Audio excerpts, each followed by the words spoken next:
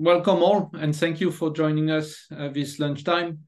As usual, we're running those talks on lunchtime a bit like brown bags. And today the theme is about strategy, where we share approaches to Hoshin and using the xMatrix in the enterprise. And we'll share also some work we're doing that is actually real and very interesting in bringing strategy into agile. So just to introduce my compare today, Matt Fleming from i-nexus, and we've been working together on implementing the xMatrix in some clients and renewing the strategy operating model. So we will talk about this today. Matt, do you want to introduce yourself a little bit? Yeah, hi, thank you, Philippe, and delighted to see you all. Yeah, my background, I guess, is more software and practical with strategy. I've with a background as a business analyst. I've been with i-nexus 12 years, deploying software to meet the strategy challenge, right? And we've seen lots of approaches. Most recently, we've become more specialized in Hoshin. We talk a lot about OKRs, and the exciting collaboration with Philippe has been to take the best of those two methods and put them together, right, Philippe? Indeed. Thank you. And most of you tend to know me as this is the meetup that I organize, but I appreciate there's also people from outside the meetup joining us today. And I'm Philippe. I've been working in digital for pretty much all my career. And I have a big interest in strategy, both from the deployment perspective with the xMatrix and the ideas of Hoshin, as well as the worldly maps. You can see from my background, which is also something I work with. And I like to look at strategy in the context of change and just diving in straight away. Why do we like OKRs so much? And OKRs have been the sort of brand of strategy in the world of agile for some time, and they're a great thing. But we like a good measure. We like to know where we're going, and objective and key results give us this sort of intended outcome strategy, where we want to go, and how do we get there? How do we pace ourselves to get there? Which are the key results? And it's a very, very interesting relationship between those two, which we'll discuss. What's also interesting and why it makes sense in Agile is because in between there's the team agency. And the idea of OKRs, it really gives a level of agency in the teams to drive the directions of the business, but actually do the interpretation on the ground.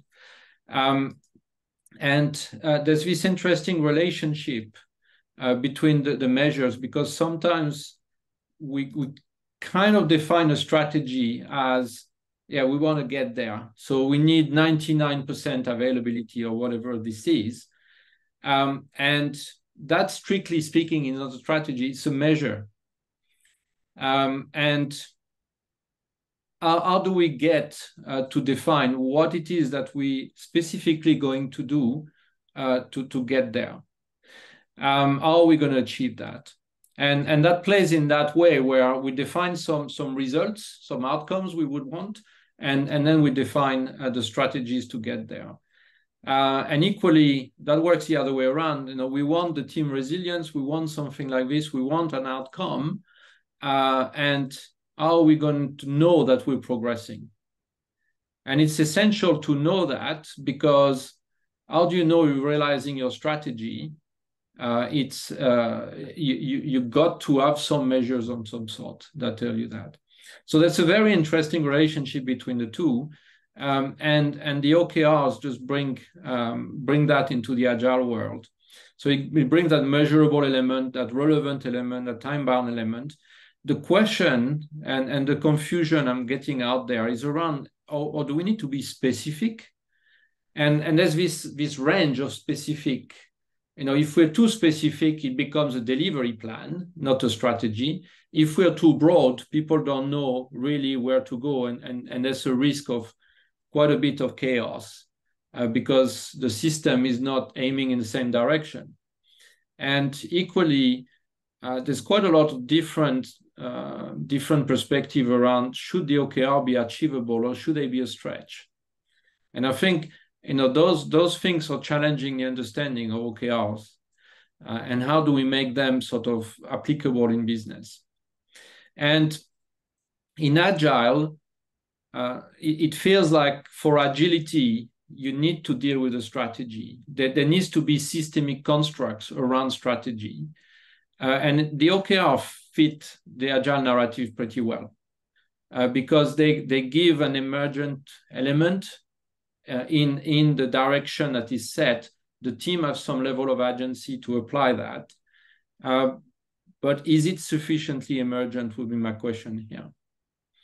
And the objective of the OKR, is it a leader's intent? Is it a strategy?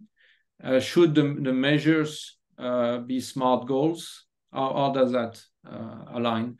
And those are the questions everybody will have around OKRs. And those confusion around OKR, is it stretch? Is it realizable? And as always with the strategy, the big difficulty is at what level of granularity do you operate? Because different parts of the system, will need to have different parts of granularity, and how do you marry them up? And that's always a challenge in Worldly Map everywhere. What level of granularity are you talking about, and fine tuning to that?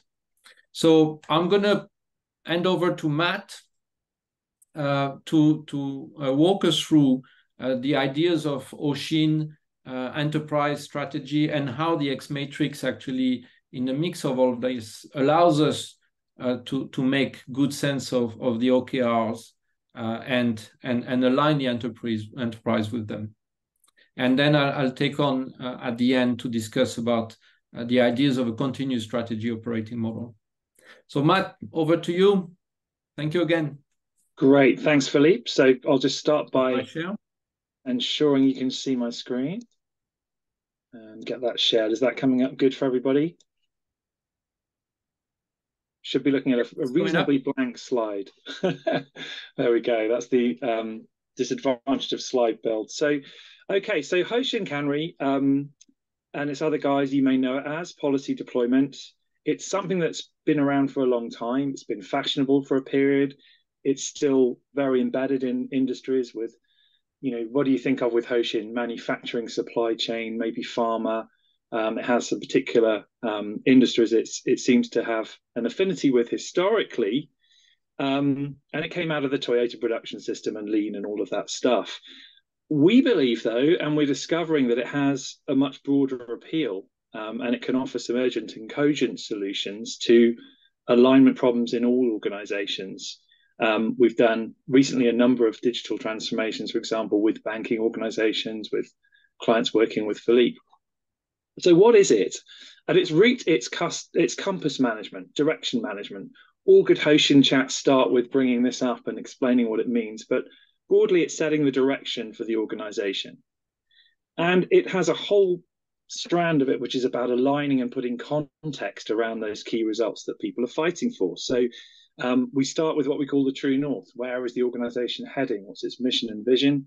And we break that down into aspirational breakthrough objectives, and then on into strategies or annual objectives, and then down into improvement priorities.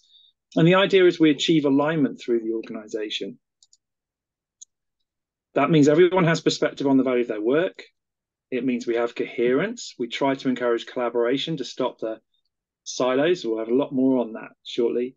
And it's also, though, to a big extent, a way to coach the organization. So as well as setting the direction towards the North Star, the strategy, at least half of it is actually about setting the cultural direction for the organization and coaching and training leadership to own the strategy and think for themselves. So it's as much a mechanism of cultural change to embed strategic thinking throughout the business as it is a way to shoot for the strategy itself.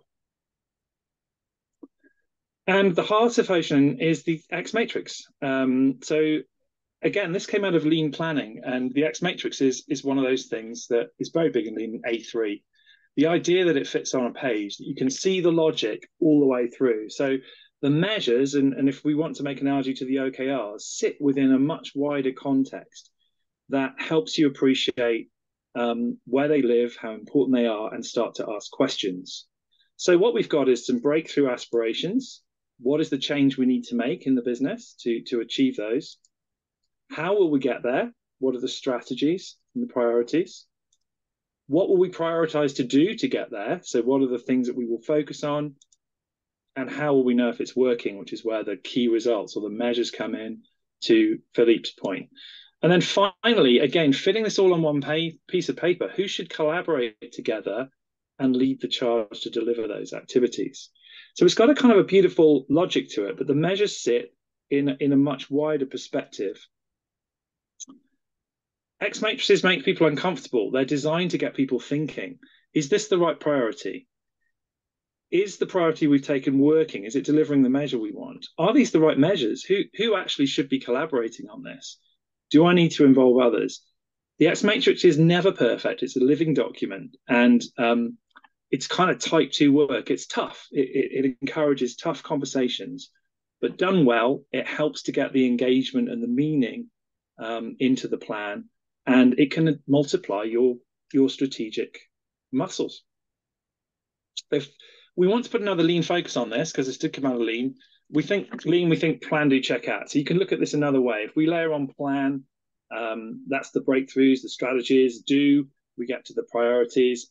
The big value comes in the checking, and that's where this perspective comes in. We can see everything together, and we can check and ask questions on the relationship. And then ultimately, we need to act around that. What does that mean? We need to reprioritize, choose other measures, shift resources, kill a project, and so on. And it gives you agility as well. So we talked a lot about agile, and this is where I think it's coming into its own with the digital transformations, where we're dealing with seas of epics and things that we're trying to change. This is an agile tool. It's designed to be a simple tool. At each level, we break things down into smaller pieces that are more digestible. We prioritize. In the xMatrix, that's from the inside out. So your most valuable things are closest to the center of the plan. And just by its nature, we can't put too much on the page. It falls off. I've seen clients printing out xMatrices in 6-point, and they've missed a central point. They're trying to do too much. So it forces prioritization. And it's also about focusing on impact. Again, the link to OKRs, but you can think of this almost as agile points. As we design priorities, we want to see roughly what sort of impact they might have on our goals, and then watch in action and to see if that plays out. It's a little bit like the agile points we might posit. And the idea of using this process is we get better and better at that appreciation and estimation as we work on the process. So let's have a little look at an example here. I'm going to switch my screen share to a moment and just show you one, if you like, made up. It's a shameless sharing of the i-nexus tool while we're here. So here's an xMatrix with the simple 4 sides. In the center, I have the vision for the organization, our true north. So I've used a very a banking-based example here. I'm not a banking expert, so any of you that are on the phone can spot all sorts of chuckles and holes in the plan. But this company is going for effortless banking. That's its true north. It has values of people, sustainability, empathy, and effortless diligence. And we want to lead the banking sector to a future that delivers for our clients, leveraging breakthrough technology without using human connection. So all of the value stuff sits at the heart of the plan. We've then posited 3 breakthroughs. We want to increase our percentage share across key markets. That's not an unusual thing to see. We want to get to a fully online end-to-end offering by the end of 2026. That sounds more challenging. And we want to be a bank of choice for the next generation. Presumably that's connected to our market share aspirations, but some quite big challenges there. So how would we get there? I'm going to rotate the xMatrix now so we can see those breakthroughs here. Well, we want to position as the ethical choice for emerging markets. We can see growth in emerging markets. We want to be ethical in that space because that's how we're going to attract our new generation of customers. We want to conceive and launch early years banking products, etc. So we work through as a management team with a keen eye on the logic and the thread and the storytelling back to where we're coming from, a keen eye on the measures that we might employ to see if we get there. So if you like, the key results. And then the collaboration comes where we start to bring in the people and who would need to deliver on this, not just as the leadership position, but also who would need to support it. We can't, for example, deliver a new product for early years banking without involving brand design, without involving digital, without involving risk and legal compliance. So we can start to see where strategies operate across the organization. And then with the strategies broken down, we start to choose our priorities. What are the things that we should be doing? Is there enough here? How will we measure? And again, who will do it? And then we get more into the deployment. So it's a simple device, but laid out like this, it's designed to give you perspective on how those measures position against the whole of your plan, and to act as a one sheet that you can come back to and ask questions of and start to change direction. So I'm going to flip back to the slides now, if that's okay.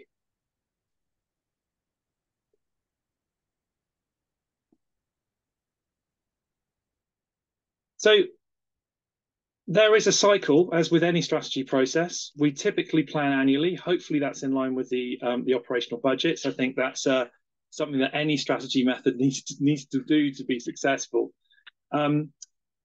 So annual planning meetings, monthly follow-up in terms of delivery to help with the delivery of the strategy. And then ideally, there should be a quarterly drains up review where we look at the strategy again every quarter. What emerging themes and things have come out from the weekly and daily work and the delivery? What has changed about our priorities in terms of the environment, our headwinds and tailwinds? The secret to getting agility into this is the quarterly process. I have to say, in my experience, even some of the more experienced customers we have with Hoshin, they do the annual bit very well. They do the monthly follow-up very well, but they really fall down on the quarterly revisiting. And that's the essence of agile and always on strategy that we know we want to get towards today. How do we make time in the organization? How do we frame an environment in which we can constantly challenge the plan throughout the year rather than just go into slavish delivery mode? And I know Philippe's got a lot more to say on this as we get into part 3.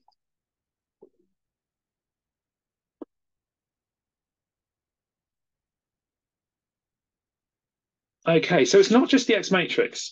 Once you've got the plan that we're visiting quarterly, annually, there's also the way we deliver. And here things get into a much more comfortable place for most leaders. They're used to seeing a scorecard or a bowling chart. If you look at this here, we can see there is a plan which is broken down, and we can see our KPIs, we can see our key results in the context of those objectives set out in the scorecard. Targets to improve is another method of looking at this, which is a lot more measure and KPI focused. But this isn't looking much unlike an OKR cascade at this point. Other things, if we look at the particular objectives we focus on, there are other A3s in the Hoshin environment that we'd look at. There are planning and experiment A3s, which we use to charter objectives. And then when we get into delivery, we might look at something like an action plan A3. And in this example, we're looking at the top at what did we set out to do? What was the objective? And is it still valid? We're looking at the status of the work. Is it being delivered? How are we doing at delivery on this objective? And most importantly, is it having the desired effect? How are we changing the KPIs, the lead measures that we're positing? And are they moving in the right direction? And the whole theme of this is contextual commentary and storytelling. We want people thinking about the plan and challenging the plan. So you can see we embed, review from the objective team and review from the delivery team, so we can really get that conversation moving. So what can Hoshin do? I first saw Hoshin in a very tight context, really. We had a pharma client with a manufacturing plant, a single site operation that had been given 18 months to live. And they asked and clearly challenged the organization, how could they change that situation? And were told, well, you'd have to halve your costs. So they created a real life Hoshin xMatrix. They had a room with 4 walls and the 4 sides of the xMatrix on it, signed off strategies for the key things they thought about, Kanban cards for the activity, lagging and leading measures on the other 2 walls. And they literally went and stood in it every morning and delivered it ruthlessly. And they actually managed to get to their objective. They gave themselves another 5 years in the end. And of course, what happened to that company, it was quite a big company. People were flying in from all over the world to come and see it and see what on earth had they done. And that's where we first got involved with digitalizing this as it happens. I've seen it in a number of other industries since then, from banking to aerospace. I've seen it driven down as a policy deployment through 7 levels. So we've seen a lot around what goes on, but we've seen it be powerful across all kind of industries. I showed you a really basic example, a 1-page example. And I guess if you looked at all the strategies on that plan that we showed, the next question is, well, how do they go down to the next teams? How do you do this in a big enterprise, in a big organization? And that's where things start to get a little bit interesting. So Hoshin has something called the catchball process. Some people call it the ask and handshake. And the idea is that as we design each of those objectives and think about who needs to be delivering them, we have a conversation and negotiation with the teams below to make sure that they've understood that objective and their thinking is good. So there is an xMatrix at the L1 at the top of the organization. And then typically that cascades into L2 xMatrices, the next level of management down, and then maybe L3. I've seen it go to 7 levels, but I'm not sure most organizations would want that. And if we look at the breakthroughs and the priorities that we come up with at the top, they rotate and they become the feeder for the new next level of activity at the next level. And that in turn rotates around and they become the feeder for the next bit of activity at the following level. So everybody's plan is linked together, but it's an interesting task doing this in Excel. And catchball is something we want assurance on. We're not going to deliver a plan unless we know that everybody's understood it. So typically you'll see in Hoshin people with the ask and handshake matrix, and they're looking to make sure that each objective has been accepted, negotiated, fought over, and sort of agreed at the end that it's a viable plan. And in that process, you're going to be looking at, can this work from a resource standpoint, and what other things do we need to worry about? There's a series of meetings for that. So typically the senior leadership do the formulation, and then they throw the ball down. This is the catchball. So apologies, today we have a baseball on this one.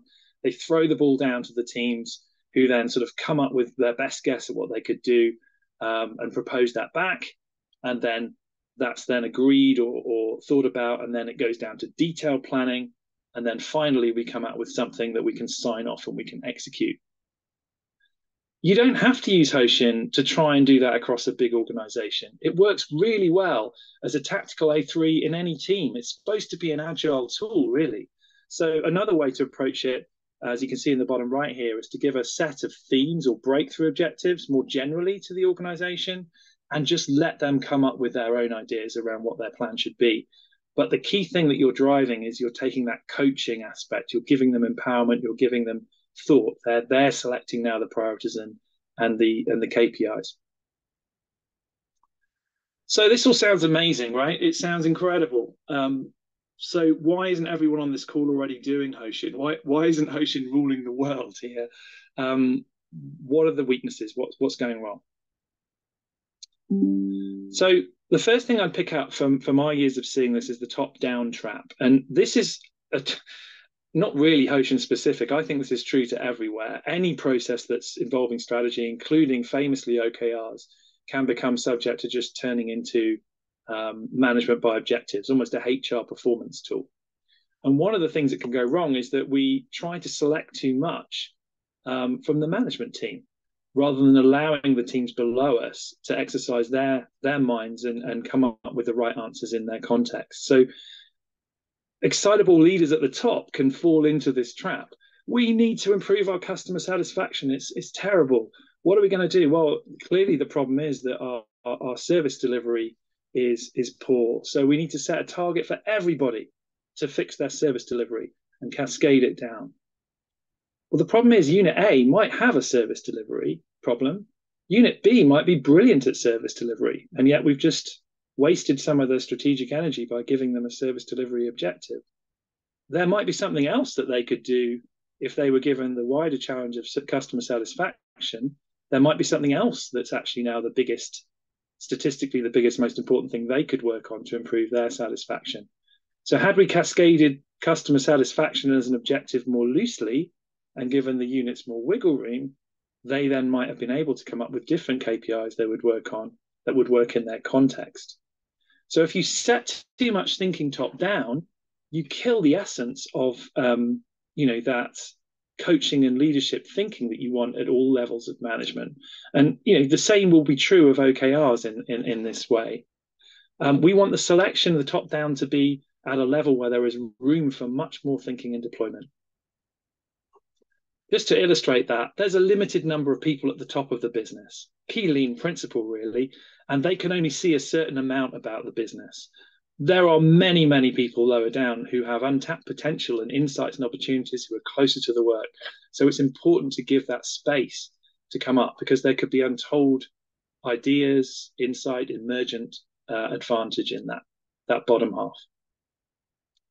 Second thing, and this is something I see many times, I'm not going to bring any specific examples from clients here because it would be naming and shaming, but KPI cascade hijack. So that all sounds a bit dramatic, but broadly, what can often happen is that we just start setting KPIs.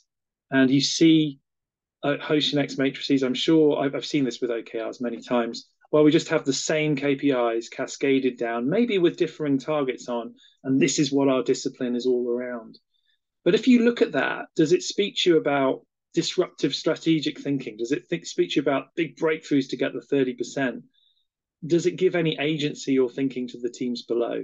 It's a tricky one. Whereas if we follow planning rather than kind of just KPI logic and try to set objectives rather than KPIs, we might find a richer experience. Here we're trying to use that satisfaction example, and different parts of the business have chosen different things to focus on to achieve that, different KPIs that would be relevant to achieve what they think is important, and then different projects again. And we have a more thoughtful and effective plan. Third thing, operational crowds out the strategic. So this is a really common one. When you are a leader, you think strategically in your DNA, but down in the middle management, that's less true. They live in a world of firefighting and keeping the lights on, and it's hard to get that strategic thinking in there. And what can happen is someone says, well, that's a great plan, but we need to have something about safety, and we need to have something about cost. And of course, no one's going to say that we wouldn't have a safety objective, but is safety strategic? Is that part of the big change we're trying to make? Or is that just part of the day job? Should that be somewhere else? So what often happens is that the operational metrics creep back in because they always have to be there politically. And what should be a tight strategy aimed at changing the business becomes cluttered up by lots of operational type information. Safety, quality, delivery, cost stuff, operational budgets, that's the day job. Hoshin should be about the change. And so the final point I'll make, which kind of really relates to this kind of top-down KPI cascade control, operational thinking, one of the fundamental things that an organization does is when it has a strategy at the leadership level, which is usually a good one, it then passes that down, it does catchball, it cascades it through the organizational reporting line. So just as we saw earlier on, group passes to division, passes to site, or to shared function or to region, whatever your structure would be. And that can be very constraining in any strategy mode. In the xMatrix, we're prone to this problem because they all sit in different pieces of paper and it's not easy to see the links. And that's something where a digital tool can actually help you. Why is that a problem? Well, to be coherent, planning needs to be transversal. We need to involve all the teams that need involvement. Shared functions like IT, HR, finance, legal, they need to help all aspects of this plan, and yet they're not participating because of the organizational silos. Equally, if you're organized more around value streams or around product delivery, different units in this matrix are going to have something to say about the strategy for a particular value stream or particular project. And, the organizational hierarchy is kind of getting in the way of that. Not everyone needs to be on the plan. So why do we need a strategic plan for every organizational unit? Does the strategic plan say that every unit needs to be involved? We don't actually need to follow the unit the cascade to come up with a plan. We can follow the logic of the plan. And some parts, if we just go back to the slide before, just very briefly, it's okay to be running and improving your operation. That's massively important. We can't fuel the strategy without our existing money. Not everybody might be involved in the change this year, and it's okay for them not to have a strategy. As long as the strategy is lean and focused and collaborating with the right teams, that's the critical thing. So a big thing is I would think twice about why you would cascade your strategy specifically organizationally. And you don't have to undertake a giant, scary organizational redesign around your strategy to solve this problem. Even just better collaboration between teams and visibility between teams can solve that problem, which is something that done well, Hoshin can give you. So the last slide from me, really, just to summarize on 3 reasons why Hoshin can work and is maybe underused as an enterprise transformation and doesn't just live with those kind of manufacturing and supply chain boffins. Done the right way, it can be meaningful and coherent and really focus you on the strategic change you need in any industry. It's as much about coaching and improving organizational culture and agility as it is about whether we deliver the specific objective at the top, the aligned execution. And with a modern digital tool, you can avoid those silos and leverage all the coherent, agile, and collaborative power of these A3s. The question I'll just pose, though, just at the end of this, there's clearly a lot of work, though, if we're talking about thinking to get this really working in the right way. So how can you achieve it and ensure it delivers that promise that we see on this slide? I think that's something that Philippe is going to talk to a little bit more now. So Philippe, I'll hand back to you. Thank you. I'm gonna continue. And when we see OKRs in the world of agile, and now the ideas of nesting the OKRs and so on are appearing, it feels to me like we are reinventing what Hoshin was about. We are reinventing the xMatrix. And every time, when that happens, I tend to think, let's go and see and understand how it used to work there. And for me, the key parts that Matt has just talked about was about, actually, it was a collaborative process. It wasn't a cascaded, imposed process. Done well, it's a collaborative process. And importantly, it's around the objective of the company. It's not around the business units. It's actually, we focus on the objective of the company at different degrees of granularity, and we look at who needs to get involved. And that brings that collaboration.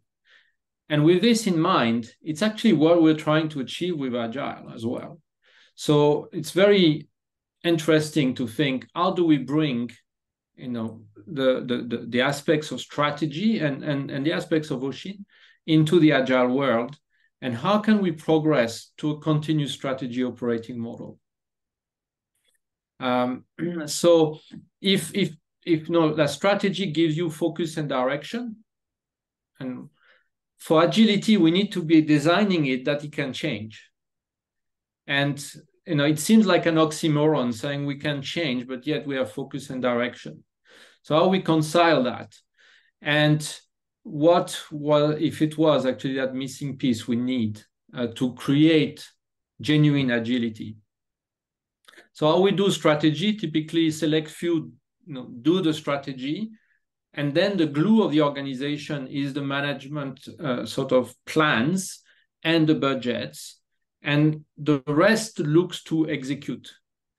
And in an agile way, we want more emergence in that. The agility will come from an agile that is not just about delivery. It will come from an agile that actually changes the strategy, changes the focus, because better things are emerging from the work.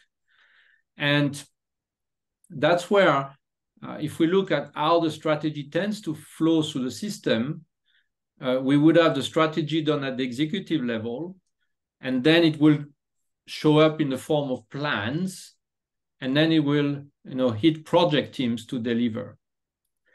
And what's challenging with that is we confuse focus and rigidity, in the sense that the focus we want to give with the strategy becomes a rigidity of direction, and the commitment we're asking from the projects to deliver is a rigidity of the execution. And the funny thing is, then we do agile down here and down there, but that doesn't do very much. So what we do with the OKRs, and the idea of OKRs is actually fitting the same framework, but it gives some wiggle room at the bottom. So at that level, it's going to be limited in scope. And if we take the higher level of strategy, it doesn't elevate the constraint. It still works top down. And fundamentally, as the OKRs are not broadly implemented, it's really insufficient in making an impact to game change at the highest level of organizations. So it's a challenge. It's not saying OKRs are bad, but it's a challenge to get them to work well. And if we think what we're trying to get is actually something that is both emergent and coherent, that has alignment. And that's what really strategy is here to bring. The strategy in a modern agile world is both emergent and coherent. And it probably needs to be in this order, which means the strategy is distributed and is done bottom up rather than top down. So what does that mean? When we succeed with that at the top level, well, it's innovation and performance from the boardroom perspective. If we go one level down, it's agility and stability. So we need stable system. So we're not actually consuming our time by fixing problems and firefighting. And we want that sort of way of agility. And lastly, at the team level, it means we need to have more just-in-time work, and we need to align on the quality. So excellence and performance are working hand in hand with emergence and innovation, and bringing those in balance is about flow. And there's a lot of thinking around flow right now, but it's essentially how can we bring in balance excellence performance with emergence innovation across all the scopes and scale. So the enterprise collaborates with itself on that. So if we go back to this view of aligning the system for value, we have the executive level at the top, generally functionally aligned. And at the bottom, we will have different teams that may be organized in multi-team systems. Some teams may be on their own. And if we take that middle layer, it's where generally the value is coming from. And rather than necessarily structuring it around the functional element, the idea is to shift that towards more value chains, value streams. And you will recognize the annotations here of team topologies with the idea that you will have some stream-aligned teams, and then we will have supporting teams that may be subsystem components, complicated subsystems. You may have platforms, you may have enabling teams, and those will connect with the other teams in different sort of interaction mode, which in team topologies of facilitation, X as a service, and collaboration. Now, looking at this picture is how do we get those levels to collaborate on the strategy? And by taking the xMatrix, and apologies to the purist, I tend to, for simplifying the explanation sometimes to senior people, I tend to to take the xMatrix upside down. And maybe it's because I'm French, I don't know. You just like to go anti-clockwise, like you drive on the wrong side of the road, Philippe. That's fine. Absolutely that. Absolutely that. So showing it here, but that level as an xMatrix, that has a vision, the breakthroughs, the true north, the measures for it, and strategies. And if we work, a level below that, they will have the strategies, the measures, the execution. And actually, what's also interesting, and Matt actually convinced me of that, is they may maintain a view of their true north and their aspirations, because that drives the emergence and that drives their identity into the system. And there is a connection, the catchball between the different layers is that they share a level. In the xMatrix, they share a level, which actually creates that conversation. And that also creates collaboration between different teams. And it's a conversation of emergence and coherence. So like, most of those systems are actually generally the glue of the system is the planning, the plan, the execution. And if we want really agility, we need to lift up the glue of the system being the strategy.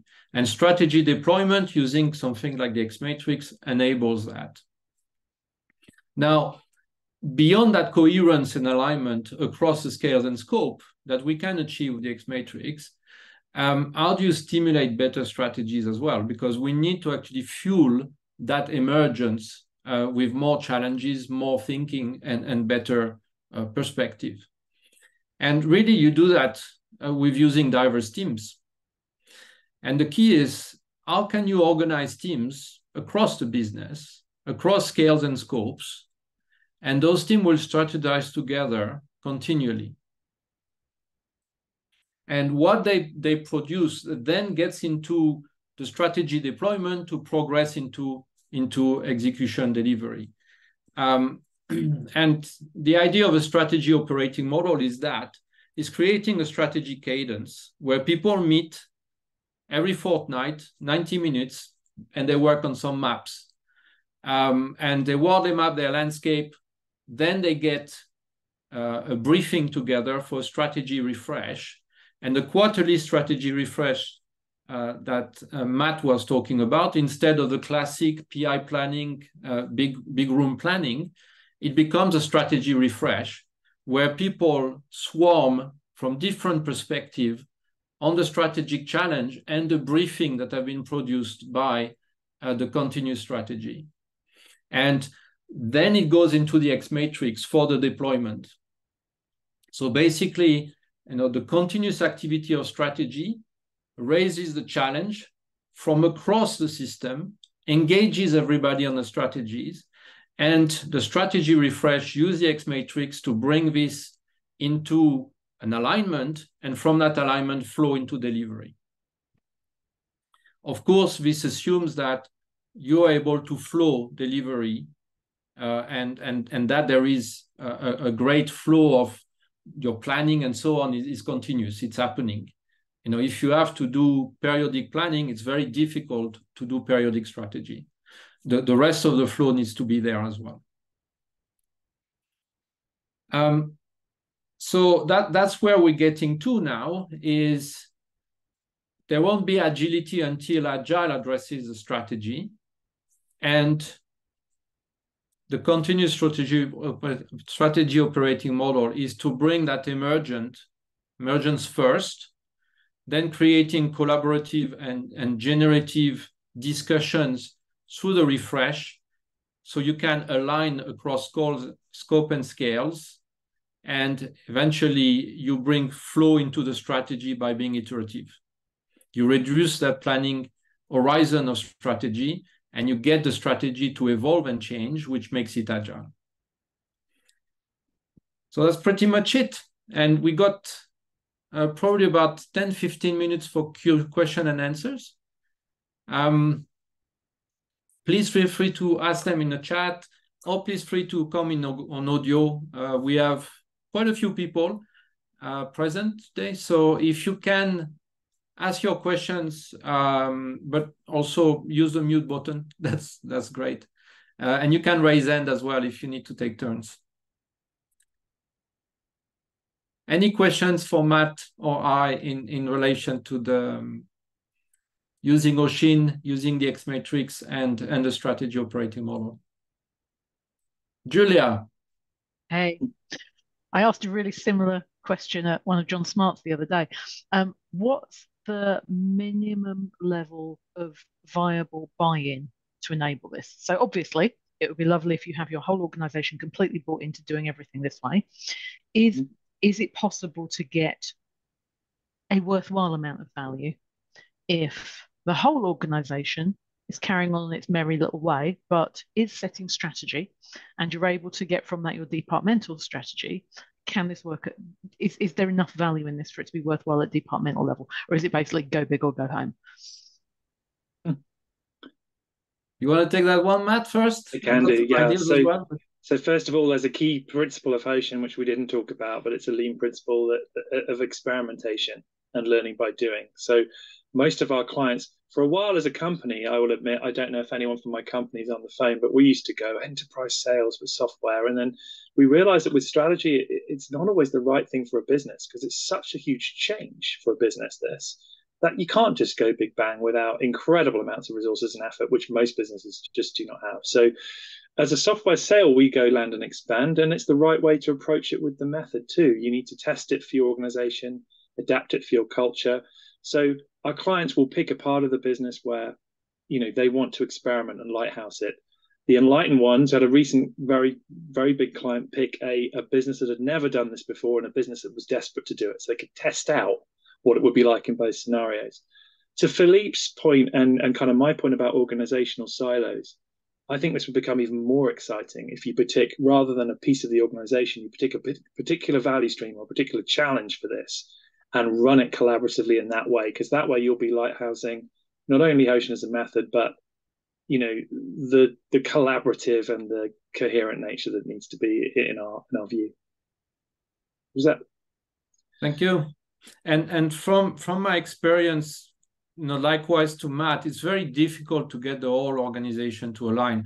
Even if you have, the executive team completely on board, large scale change is very, very, very difficult. I've been also working with professionals in this field, from other obedience and so on, and they definitely, recommend this idea of lighthouses. My experience is that it's also a very big ask for people to start looking at the strategy and working from the strategy. People are used to deliver to a plan. They used to give a status update. They used to all those things. And almost you need to make all this a non-event. It needs to flow so you can have headroom for strategy. And once you have headroom for strategy, it's really interesting, the conversation you're getting. But that's, at the end of the day, a lot of the time, and most organizations will tell you, we fight for budget, we have a business case, and then nobody cares if we realize it. And what we're talking about is, no, our eyes are on the prize all the time. That's what it's about. So educating people to that, you're not going to flick from 0 to 100%, but the journey of that is very interesting. And one thing I've found is when you work in an area of the business, it allows the beginning of that journey allows to throttle the demand of work, because now you're talking to the higher level instances of the business that initiate the work. You're starting to talk the language of strategy. And actually, you're starting to say, no, we can't do all of this. So you apply WIP limits to the strategy, and it becomes more meaningful for it. And that process starts. So, and the delivery becomes better because you control your WIP limits at only more macro WIP limits. So, yes, I think the answer is certainly to start more in areas of the business where it can be meaningful, and then it basically grows into the business. If I can just add one more thing, because you pulled something really important out there, Philippe. This does become a pull system if you choose the right thing, because starting the journey, however bad your initial meetings could be, just totally changes how people are thinking, and then that just creates a snowball effect in itself. And you just need to start unself-consciously. You need to start and it not be perfect to begin with, and that's what we've seen with a lot of clients, is just having to focus on it starts to create the change. It's a journey. Carl. Hi, thanks for that, Matt. I'm kind of curious as to what your experiences are in terms of kind of introducing the xMatrix specifically, and how directly and explicitly you do that, or whether it's more of a journey. So personally, I quite often find I introduce the concepts and the model, but I don't kind of get out the piece of paper yet, because that becomes a distraction. For a long time with the xMatrix, I used to think of it as, this fantastic piece of archaic, amazing technical knowledge that I knew that other people didn't get. And that's how a lot of people get afraid of it. But then I had experiences with, with clients who'd never seen it before, where we built them together and they loved it. And so I was like, well, hang on, this isn't the preserve of the boffins at all. I do a lot of demos, and I can tell you that if you present an xMatrix to someone who's never seen one before, they run for the hills. But if you start with a blank one and build it, they almost always fall in love with it. So I think sometimes we approach the xMatrix with kind of kid gloves. It's just a strategy cascade, really. And the only thing the xMatrix does is gives you all the dimensions on one piece of paper, rather than you having to navigate up and down a hierarchy.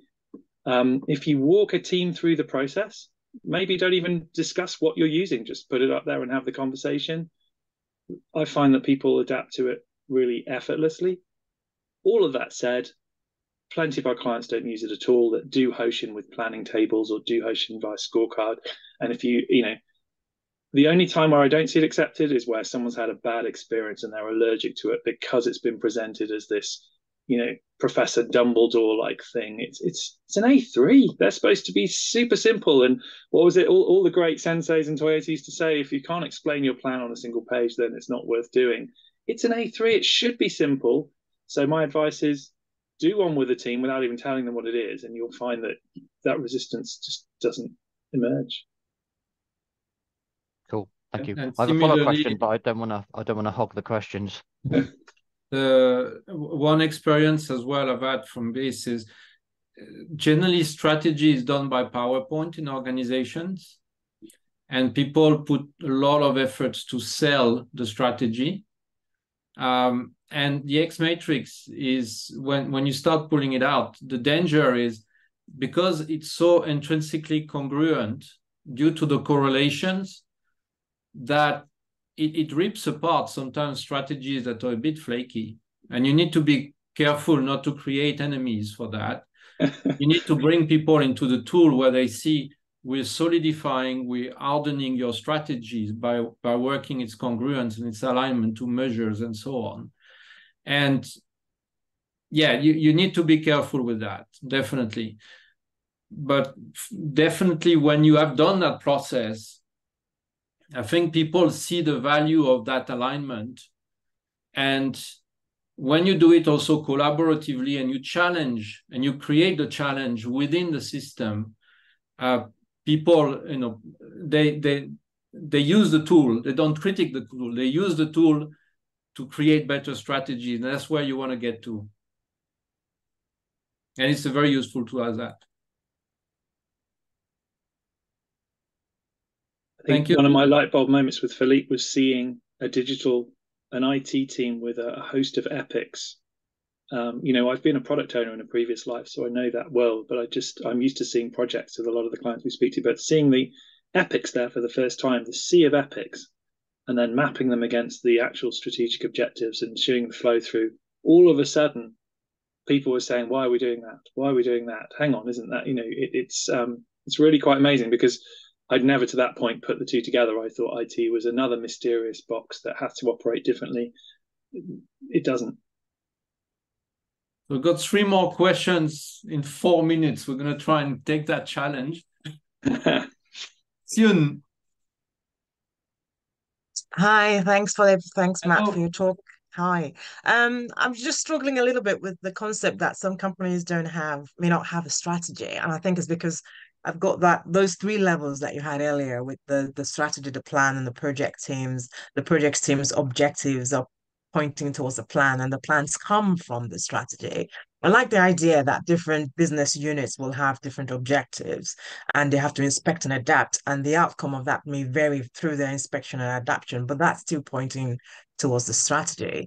And there was a comment that Philip made about the strategy changing, and I wondered have you had an experience where whole overall strategy has changed? Because usually the reason for the business existing tends to be put together around that strategy. So I don't know if I've actually asked a question or made a statement.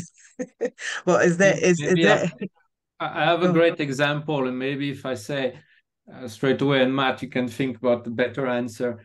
I've seen a business that had big plans, 1,000 days, 3 years plan, and actually they changed it because the market, the context of the market means that they have to change it, they have to adapt. So it's not so much that we're trying to do that. I think it's there. I think it's there, and it's trying not to do the wrong things. And it's just surfing effectively what is the context that is changing in the market and making the most of it. I think that's where it's at. We saw a lot of clients go into Hoshin and come out of Hoshin. Not all of them did, actually. Some, particularly in airline services, we lost one. And this is the exact scenario. It could be a punch in the mouth, or it could be like a sudden realization that you're going in the wrong direction. It's hard to do, but I would say imagine what you would need to have that agility to be able to change the organization quickly, because most of us exist in this annual cycle that's all very predictable. And as Philippe said, we need to be challenging much more. We need to be much more always on about that. The prize, if you can get more always on, is that when you get hit by something like that, sure, you can then adapt much more easily. I think it's a lovely Gartner stat, 29% of business leaders say that they don't think their organization could respond in that situation. They're not agile enough.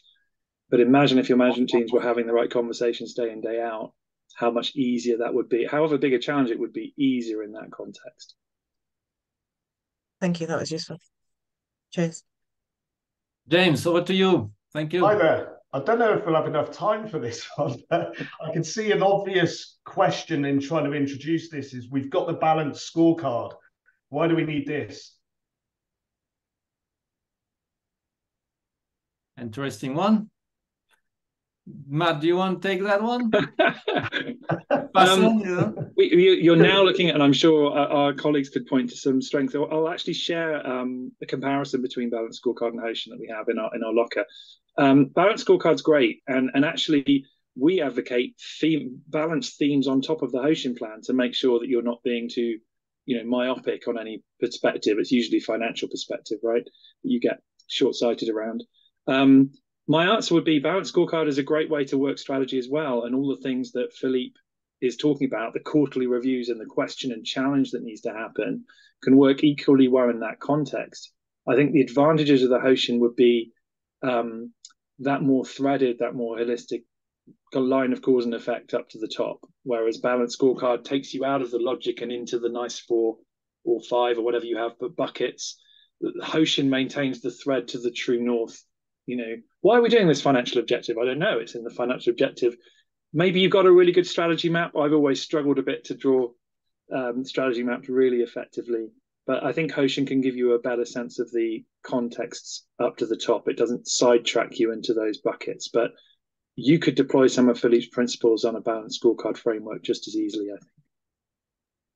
Yeah, thanks. And the only reason I asked the question is because we've been asked that question before. and you've probably got a lot more experience of answering it. And either you have a traffic signal on the strategy, and maybe the measures give you that better flavor. Either you have, your Balanced Scorecard is very much around the measures, and there's that relationship that is kind of missing with the strategies. So being able to balance the two is useful. And it's not saying that you couldn't have some elements of balanced scorecard in the xMatrix, and that's useful, and aggregate measures are useful the higher up you go. But it's not necessarily, that brings you that relationship, that lineage between the top and the execution, and it brings you the relationship measures to strategies. We have clients doing both, actually, because often scorecards are even more prone to becoming too operational. And we actually advocate scorecards for your operational metrics so that you keep the strategy clean for the true transformational things, and to keep those two artifacts side by side. Shameless plug for i-nexus. If you've got a nice digital tool by i-nexus, you could see the same strategy in both contexts and then decide which one you like. I might take you up on that. Pretty much on time. Just before we part, I wanted to just mention we are doing a training. We're launching some trainings into the community at really community prices. So if that's of interest, a great thing, with Jenny, Martin on OOPSI and Jane. OOPSI stands for Outcome, Outputs, Process, Scenario, and Inputs, which is very useful BDD type tool to bring the team to collaborate together. So please watch out. Please look up for that. That would be good to have quite a few people, and we're going to look to do more like this. And it just leaves me now to thank Matt for your participation and all your insights. And wish you all a good afternoon. Matt, do you want to have a parting comment? No, just thank you for having me. It's been great to see you all. I hope everyone took some value from it, and I'm sure you'll share onward contact details if anyone wants to be in touch. So have a fantastic weekend. Have a great afternoon, fantastic weekend all. I hope that was very useful. See you on the next one. Thank you. Thank you.